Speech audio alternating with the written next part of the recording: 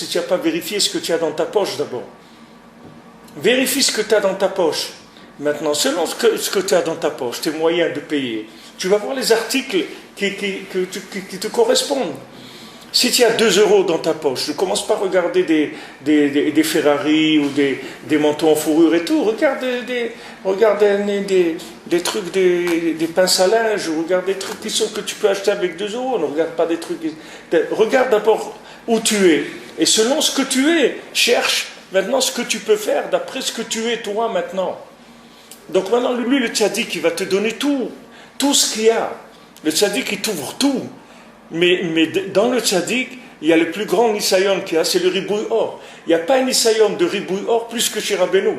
Parce que Rabbeinu, il te sort tout ce qu'il y a. Donc chez Rabbeinu, il y a tout. Tu peux faire tout ce que tu veux. Tu peux te lever à Khatsot, tu peux étudier la Gemara toute la nuit, tu peux danser toute la journée, tu peux donner tout ton argent à la tzedaka, tu peux vivre au kotel 24 heures sur 24, tu peux vivre à Ouman, tu peux faire tout. Mais maintenant, il faut que tu trouves ta madriga, c'est tout. Ta madriga. Alors il y a des signes qui donnent la madriga. Il te donne Rabbeinu des moyens, des tests. Tu as la tfila, tu as le mariage surtout. Ta femme, si elle n'est pas joyeuse, ça veut dire que tu n'es pas connecté. Il faut que ta femme soit joyeuse. Elle, c'est le voyant. C'est-à-dire que si elle est contente, ça veut dire que tu es à ta place. Alors il y a des gens qui disent, ouais, mais elle est contente si je l'emmène se promener. Mais quand je vais étudier la Torah, je la laisse, elle n'est pas contente. Ben, ça veut dire que tu ne dois pas étudier la Torah, il faut que tu ailles te promener. Maintenant, ce n'est pas parce que tu as été promené que tu as le droit de regarder des choses pas bien, tu fais attention, parce que c'est là-bas ton makom. Et là-bas, tu vas commencer le boulot.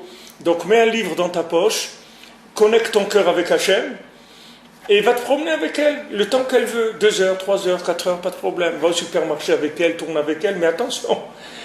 Ne profite pas de la situation pour faire l'idiot. Parce que si tu fais ça, tu vas dormir. C'est comme l'autre, il est tombé. C'est-à-dire qu'il a été là où il fallait, mais seulement il est tombé. Il ne faut pas tomber, parce que c'est ta place. Mais comme en général, les gens ils sont orgueilleux, ils n'acceptent pas ça.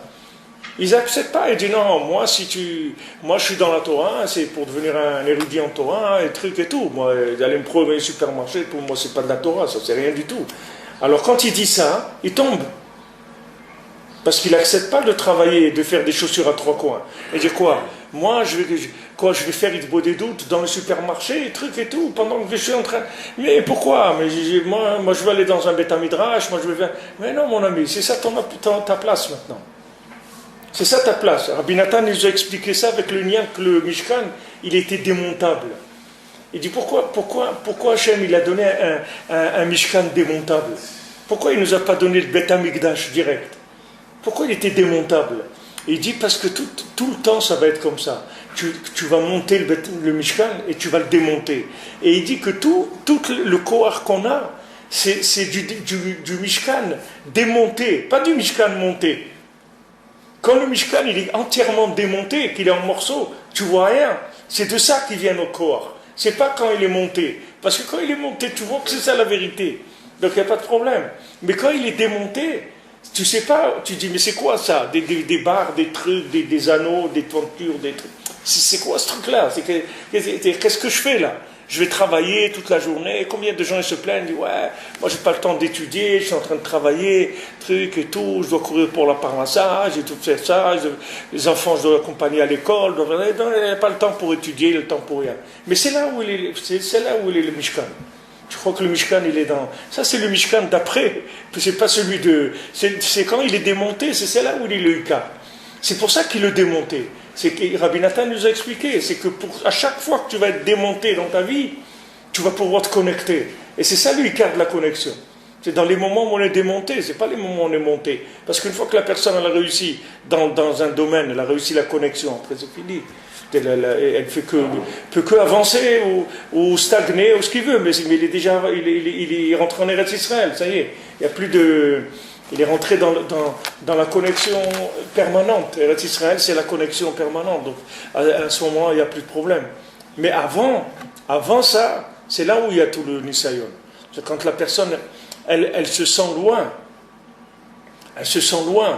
Alors il faut faire très attention de ne pas prendre dans les livres des images, que ces images-là, elles ne sont pas en rapport avec toi. Je vous l'ai dit, quand est-ce que j'ai pensé à ça? Je crois quand j'étais à Ouman, que quand Rabbeinu il dit que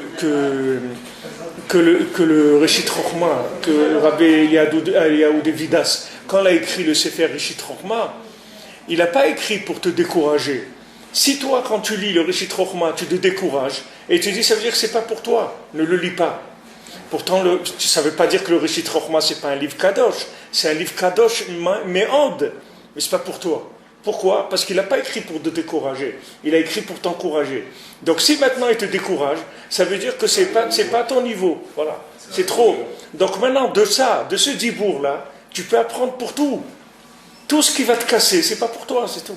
Même si c'est de la Torah, même si c'est Rabbeinu qui a dit.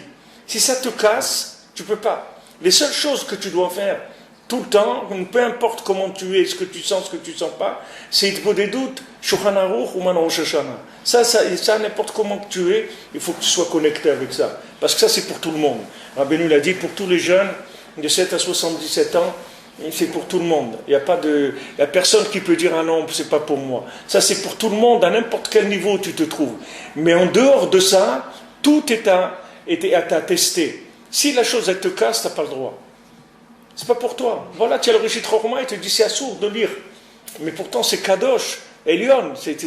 Le Reshit Chochma, c'est de la nitroglycérine. C'est-à-dire, tu prends ça, c'est du feu. Tu vois comment il te parle du Olam Haba, de Geinam, de tout. Mais c'est du feu. Mais si maintenant ça te casse, tu n'as pas le droit d'étudier ça.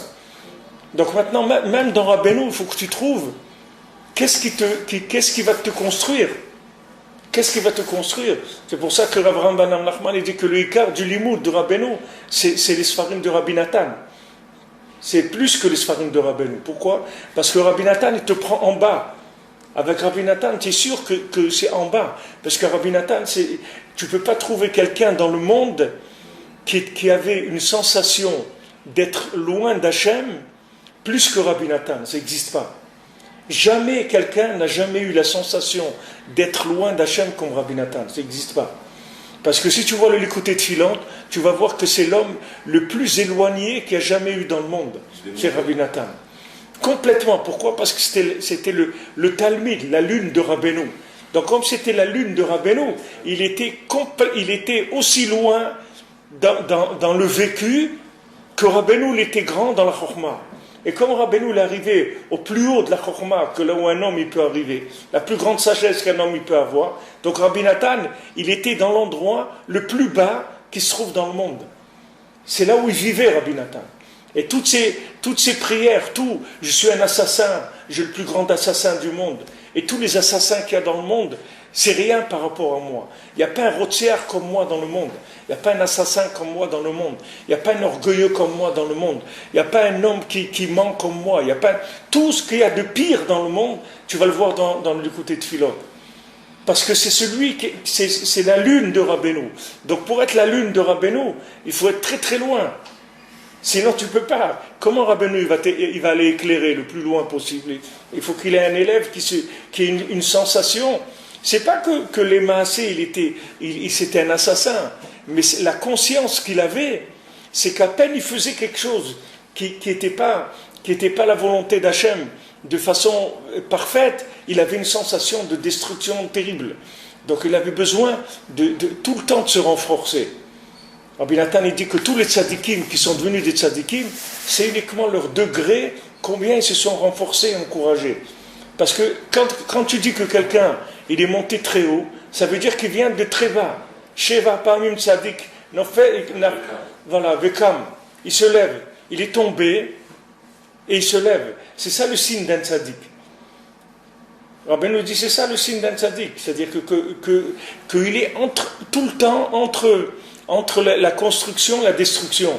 Tout le temps il est entre ces deux choses-là, jusqu'à qu'il rentre et qu'il arrive, et après s'il veut se renouveler, il se renouvelle.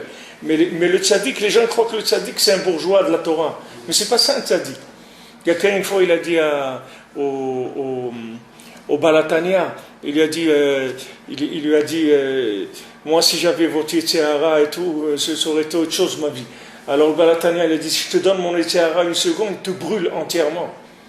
Tu brûles entièrement. Tu ne sais pas avec quoi je me bats. Toi, tu crois que tu me vois, tu crois que je suis un bourgeois de la Torah. C'est ça le cimateur, c'est la force contraire de voilà. Ça veut dire avec quoi il lutte. Avec quoi il lutte. Il grandit grâce à ça. Alors maintenant, Rabbeinu, il nous met en garde. Il nous dit, faites attention, le Yetzer Hara de votre génération, mais faites attention, ce qui est interdit, c'est de se décourager. Donc faites attention, tout ce qui est découragement, vous le jetez, c'est tout. Faites attention, parce que tout ce qui vous décourage, il faut le jeter. Vous ne pouvez pas garder quelque chose qui va vous décourager, parce que c'est sûr que Hachem, il n'a pas donné ça pour vous décourager. Hachem, il a donné ça pour que vous soyez contents, il a donné la Torah pour que vous soyez connectés, etc. Maintenant, si cette chose-là, elle vous décourage, alors c'est pas bon. Alors d'un côté, c'est difficile parce qu'on est très fragile, mais d'un autre côté, c'est extraordinaire, parce qu'il n'y a que la vraie connexion qui va nous permettre de nous maintenir. Tout ce qui va être faux, ça ne va pas marcher. Parce que le faux, on est tellement faible qu'on n'a plus, la réaction au cinéma comme les gens ils avaient avant. Avant, les gens ils pouvaient s'imaginer être quelqu'un et arriver toute leur vie à singer ce quelqu'un-là. Mais aujourd'hui, tu ne peux pas jouer le rôle. Tu n'as pas la force. Aujourd'hui, si ce n'est pas vrai, ça ne va pas t'alimenter. Ah, mais c'est extraordinaire, ça. Ça, c'est un cadeau extraordinaire. Ça casse le démon. Complètement. Voilà. Rabbeinu, il a dit, Yetzer Hara, c'est quoi Hamdame. Maintenant, il faut savoir que tout le Yetzer Hara, c'est du dimion. Alors, Baruch Hashem, Kakash Baruch Hu nous a donné cette faiblesse-là, que cette faiblesse, l'avantage qu'elle a, c'est qu'on est insensible au mensonge. C'est-à-dire, le mensonge, il ne peut pas nous motiver. Alors qu'avant, le mensonge, il pouvait motiver les gens autant que la vérité, la même chose. Parce qu'ils vivaient ce qui était faux comme ce qui était vrai, la même chose. C'est-à-dire, quelqu'un, il pouvait s'imaginer qu'il était quelqu'un dans la Torah, comme Rabbeinu raconte celui qui était